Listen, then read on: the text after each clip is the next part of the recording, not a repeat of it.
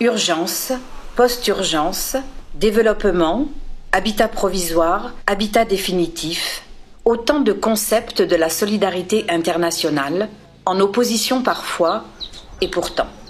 Une fois l'urgence passée, qu'il s'agisse de catastrophes naturelles ou de conflits sociaux, la post-urgence prend le relais.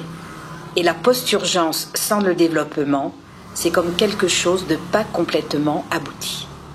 En Haïti, suite au tremblement de terre de 2010, la Fondation Abbé Pierre a choisi de poursuivre son soutien financier auprès de Planète Urgence, qui a très rapidement intégré dans sa phase de post-urgence une dimension développement, notamment autour de la relance économique portant sur la filière construction, la relance de l'agriculture paysanne et le développement du tourisme équitable.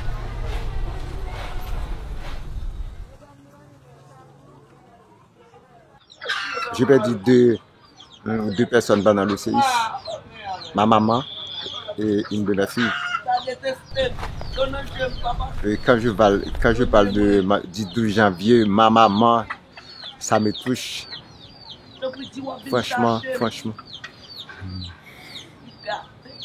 Il y a eu entre 250 000 et 300 000 morts suite à ce tremblement de terre. Des millions de personnes déplacées, des gens qui sont restés dans des camps, des millions de gens qui sont restés dans des camps. Tout ça parce que le tremblement de terre avait une certaine force, mais tout ça parce que les maisons étaient mal construites, mal organisées, les villes étaient mal structurées.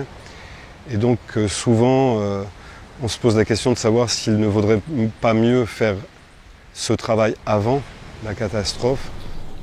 En fait, notre démarche, ça a tout de suite été de tenir compte. On a eu quelques toutes petites actions d'urgence, mais de tenir compte tout de suite de l'idée qu'on se faisait, ou que les gens se faisaient, ou que les autorités se faisaient du développement de la zone.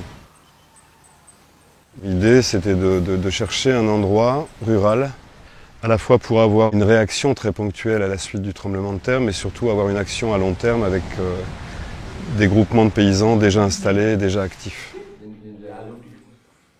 Sur le coup, le tremblement de terre qui avait touché à peu près 1500 familles, qui avaient perdu leur maison, soit complètement détruite, soit un petit peu endommagée.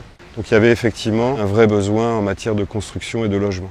Et ça a donc débouché sur une idée de construire des maisons en blocs de ciment. Donc voilà, le premier programme, c'est 2010-2012. 50 maisons ont été construites. Et puis 150 maisons ont été réparées, dont une centaine, qui ont été ce qu'on appelle des shelters, c'est-à-dire des abris provisoires, qu'on a terminés et qu'on a améliorés pour les transformer en vraies maisons. En fait, s'il devait y avoir des programmes d'urgence, ce serait le minimum. C'est faire des maisons avec de la toile, comme vous avez peut-être vu par ailleurs, c'est finalement pas très... Donc c'était vraiment l'idée, c'est tout de suite, au plus vite, construire des maisons durables et décentes, et pas de faire dans des maisons transitoires. Tout de suite avoir un pied dans l'avenir, c'est-à-dire essayer tout de suite de former les artisans dans un processus d'amélioration de leur technique et de développement de leur savoir. Et puis aussi de pouvoir toucher le maximum de personnes, non seulement ceux qui sont au bord des routes, mais aussi toucher les gens qui sont très très loin dans la montagne. Ça nous a amené en 2012 à mettre en place un nouveau programme de construction. Donc ça a donné la conception d'une maison. Habituellement, on l'appelle maison en gabion. En fait, ce sont des maisons utilisant des structures de base en gabion, une ossature en bois. La phase actuelle est un petit peu un résultat de toutes ces actions. À la fois les premières maisons en maçonnerie chaînée, les deuxièmes en gabion.